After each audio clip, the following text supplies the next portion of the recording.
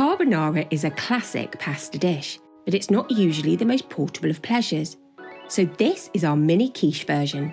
Taken from our out and about cookbook, it's packed with bacon and cheese and will fix your pasta cravings without making a mess of your desk. Start off by roughly chopping 115 grams of fresh spaghetti, then cook according to the pack instructions and drain well. Mix 75 grams of chopped asparagus, 2 rashers of smoked back bacon with all the visible fat removed, with 3 beaten eggs.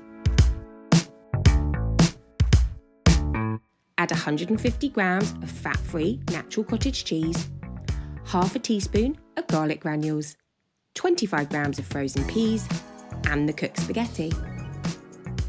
Stir in 2 level tablespoons of freshly grated Parmesan, season and mix well. Divide the mixture into 6 and bake at 200 degrees Celsius or fan 180 degrees Celsius, gas mark 6, in a non-stick muffin tin for 25 to 30 minutes, or until the eggs are set and the top is lovely and golden.